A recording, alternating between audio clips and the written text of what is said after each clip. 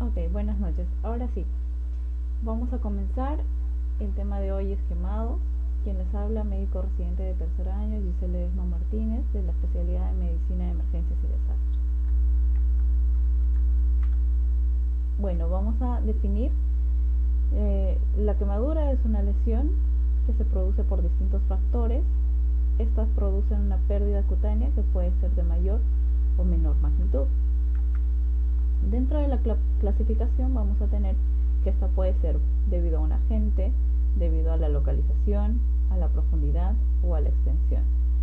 Para tener un poco más claro la localización tenemos que recordar las tres capas de la piel, que son la epidermis, la dermis y la hipodermis. ¿Ya? De acuerdo al agente, las lesiones pueden ser producidas por agentes físicos, agentes químicos, biológicos o mecánicos. Dentro de los físicos tenemos los térmicos, los eléctricos, radioactivos, los cáusticos, que puede ser por seres vivos o fricción. Dentro de los agentes térmicos tenemos los sólidos y los líquidos, los gases y evaporet, las llamas o fuegos directos y el frío y la congelación. Si es un agente eléctrico, pues puede ser de forma industrial o atmosférica. Si es radioactivo, puede ser por radiaciones ultravioletas, radioterapia o energía nuclear. Si son agentes químicos, como conocemos, los cáusticos, que pueden ser ácidos o álcalis, los agentes biológicos, que pueden ser de origen animal o vegetal, y los agentes mecánicos, que normalmente son por fricción, y estos lo vamos a encontrar en accidentes de tránsito, de tráfico, ¿ya? Debido a la extensión se clasifica en dos: quemados críticos y quemados leves. Estos se hace la distinción de acuerdo a la superficie corporal de quemadura, que es más del 15% se considera como un quemado crítico y menos del 15% como un quemado leve. La gravedad vamos a ver estos distintos puntos y vamos a ver cuándo se considera un paciente grave. ¿Ya? Pacientes con quemaduras eléctricas, pacientes con una superficie de quemadura más del 15%, con quemaduras dérmico profundas y subdérmicas, con sospecha de inhalación de humos, con sospecha de localización de áreas especiales o patologías previas asociadas. Todo lo que hemos mencionado son las características de un paciente grave, ¿ya? Un quemado grave. Ahora, de acuerdo a la localización, como lo habíamos mencionado, hay localizaciones especiales. Estas son la cara, el cuello, las manos, los genitales y los pliegues flexoextensores. De acuerdo a la fisiología, vamos a tener la fisiología. Lo primero que produce es una alteración local y esta va a producir una alteración sistémica. Esta alteración local va a iniciar produciéndose una destrucción celular directa, lo que va a llevar a una coagulación de las proteínas y una obstrucción de la vascularización.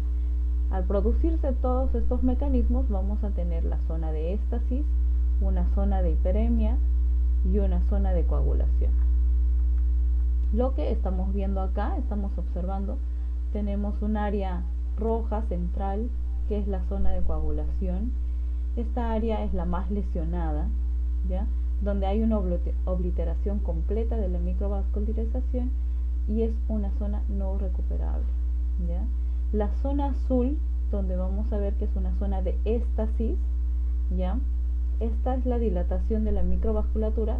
Sin tratamiento progresa a trombosis de los capilares y se necrosa en 24 a 48 horas, ¿ya?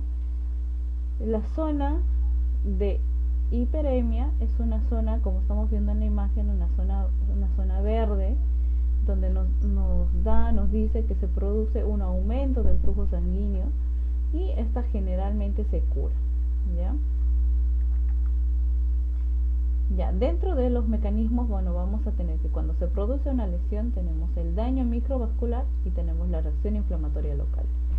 Dentro del daño microvascular tenemos el aumento de la permeabilidad vascular, tenemos un edema celular intersticial. Esto a la vez puede producir una éstasis microvascular y una trombosis. A la vez también este edema celular intersticial e intersticial produce un shock hipovolémico, esta hace una hipoxia tisular y a la final termina en una muerte tisular, ¿ya? Por el otro lado, cuando se produce solamente una reacción inflamatoria local, tenemos que tener cuidado porque hay una liberación de las sustancias inflamatorias que al mismo tiempo pueden llegar a producirnos una trombosis y puede producir una vasoconstricción, una agregación plaquetaria y finalmente llega también a una muerte tisular.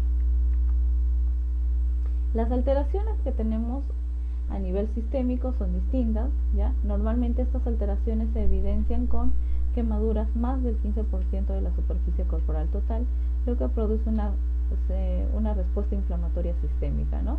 A nivel cardíaco vamos a tener que durante las primeras 36 horas hay un edema generalizado por aumento de la permeabilidad capilar y esto produce una hipovolemia, lo que produce un shock, y a las 48 horas va a producir un estado hipercinético. A la semana presenta sobrecarga hídrica, ¿ya? Eso es lo que tenemos que tener mucho cuidado. A nivel respiratorio vamos a tener las principales causas, es una de las principales causas de muerte inmediata por tres tipos de lesión.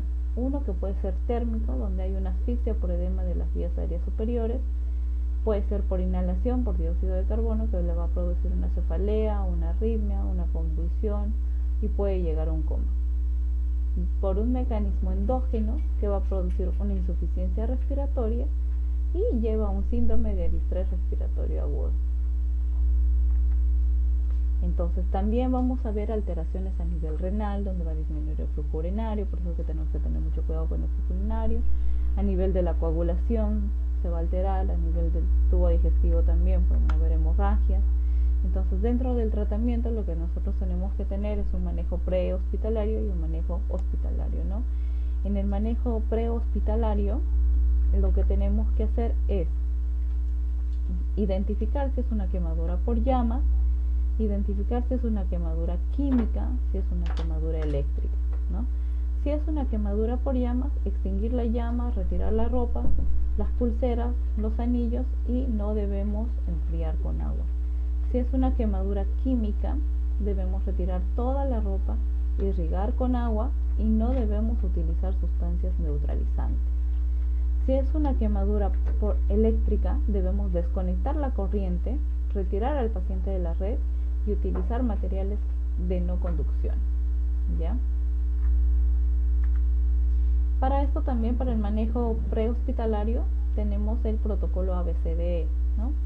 Donde vamos a ver que la A es la protección de la vía aérea, la B es la ventilación, la circulación, el déficit neurológico, la exposición con cuidado a la temperatura ambiente y se añade el último que es la reanimación con fluidoterapia, ¿ya? En cuanto a la vía aérea, tenemos el manejo seguro de la vía aérea en el paciente quemado, implica el aislamiento definitivo de la tráquea. El paciente quemado asintomático en las primeras horas tiene riesgo de desarrollar edema de las vías aéreas con compromiso respiratorio. Por lo tanto, tenemos que estar muy al tanto de todos esos detalles, ¿ya? La intubación endotraqueal es el gold estándar como aislamiento en pacientes de la vía aérea. Esto es lo que tenemos que tener mucho cuidado, sobre todo si hay lesiones que comprometen a la cara, al cuello, ¿no? Y si son pacientes gran quemados, más del 15%. Ahora, cuando tenemos pacientes con una superficie corporal de quemadura que es más del 60% y está afectada la cabeza y el cuello, hay que hacer una traqueostomía. Esa es la recomendación. En el caso de la ventilación, todos los pacientes con sospecha de lesión por inhalación deben recibir oxígeno, ¿ya? Y el oxígeno obviamente tiene que estar humidificado. Se debe administrar broncodilatadores de ser necesarios y la cabecera, como se recomienda, 30 grados, ¿ya? Para la circulación debemos tener 2 vías venosas periféricas de grueso calibre, ¿ya? No está contraindicado aplicar acceso venoso en la zona quemada. Si es que no es una quemadura de tercer grado, sí se puede poner acceso venoso, ¿ya? Ahora, cuando es un paciente donde hay una lesión mayor del 15% de quemadura, una lesión de tercer grado, una lesión de segundo grado, una dérmico profunda, la recomendación, y sobre todo si esta se encuentra a nivel cervical o femoral donde queremos poner una vía central, la recomendación es no ponerlo, ¿ya? A no ser que sea extremadamente necesario, entonces bueno, se pone un catéter venoso central.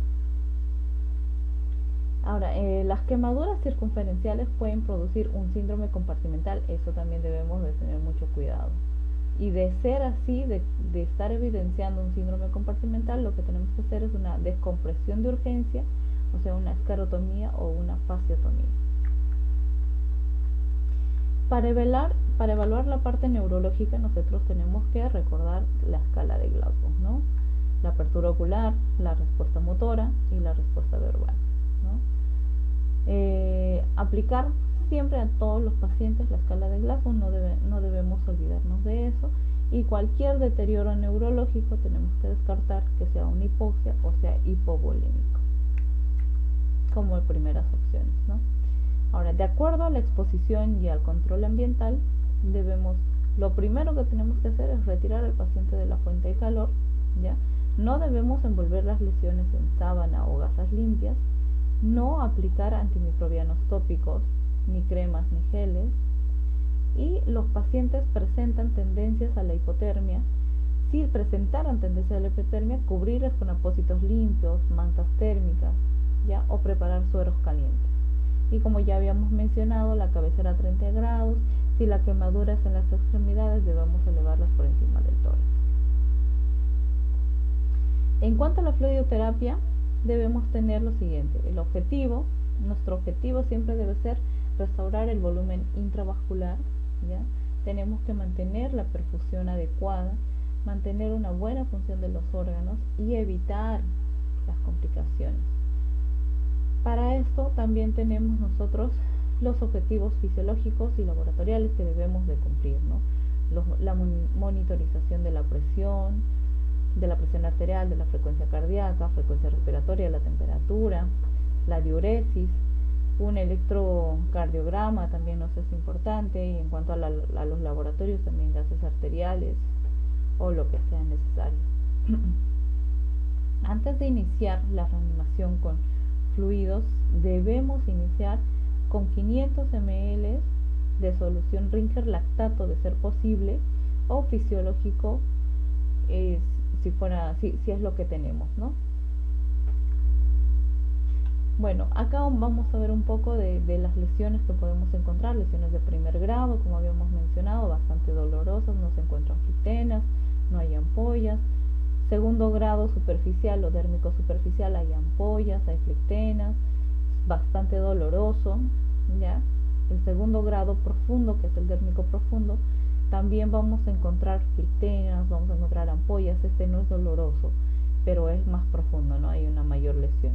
Y el tercer grado, como hemos mencionado también, áreas de necrosis, ¿no? El segundo grado profundo y el tercer grado son de manejo hospitalario. Vamos a calcular el manejo de la superficie corporal quemada, ¿ya? Vamos a recordar que la cara es el 9%. Esto es la regla de los 9, ¿no? Que ya lo conocemos. Vamos a recordarlo.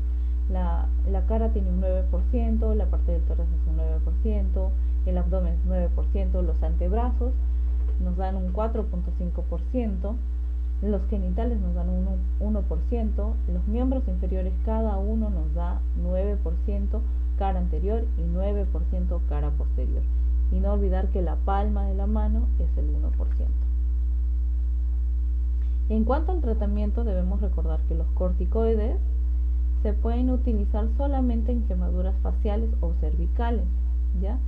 En el caso de utilizar dexametasona, se puede utilizar 4 a 8 miligramos cada 8 horas durante 24 a 48 horas, dependiendo de la afectación de la quemadura. También debemos tener en cuenta, como habíamos mencionado, la cateterización de vía venosa, o sea, 2 accesos venosos, ¿no? Si la quemadura es más del 15%, ¿ya? Una vía te va a permitir una infusión mayor de cantidad de líquidos, y el control también puede ser y de ser necesario un catéter venoso central para el control de la PVC, o sea, la presión venosa central. Normalmente para hacer un acceso venoso central se prefiere una subclavia, una yugular interna, y no se recomienda una femoral por la exposición, ¿no?, a la contaminación y todo eso. Bueno, y otra recomendación en cuanto al tratamiento, como habíamos mencionado, es iniciar la reposición hidroelectrolítica lo más pronto posible. Y la solución de preferencia es el Ringer lactato, ¿no? Dentro de la reposición hidroelectrolítica nosotros tenemos que tener en cuenta la fórmula de Baxter modificada, que nos dice 3 ml de Ringer lactato por kilogramo peso por superficie corporal quemada, ¿ya?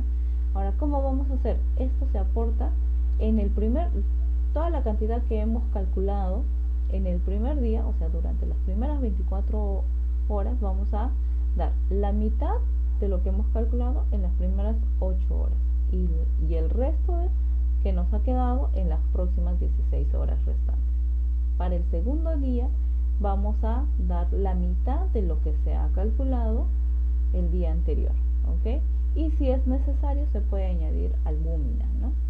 Al tercer día solamente se agrega la reposición a demanda, lo que se necesite, ¿ya? Su requerimiento basal o dependiendo del control del balance hídrico. En pacientes que tengan quemaduras eléctricas o lesiones por inhalación, por humo, las necesidades líquidas aumentan. Por lo tanto, se utiliza la fórmula de Parkland. La fórmula de Parkland nos dice que necesitamos 4 ml de Ringer lactato por kilogramo peso por superficie corporal.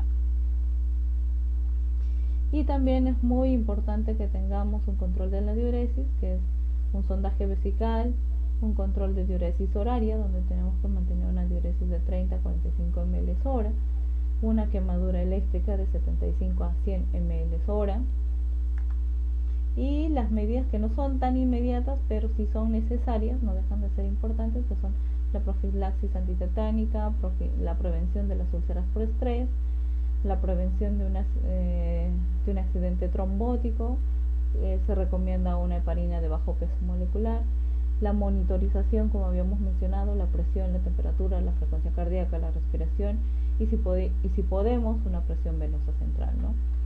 Y dentro de las imágenes también se recomienda una placa de rayos X, dentro de los laboratorios, gases arteriales, electrocardiograma, un hemograma, todo lo que sea necesario para el monitoreo de la función de nuestros órganos. Bueno, eso sería todo. Gracias con todos. ¿Alguna pregunta? No, doctora, muy interesante, gracias. Gracias.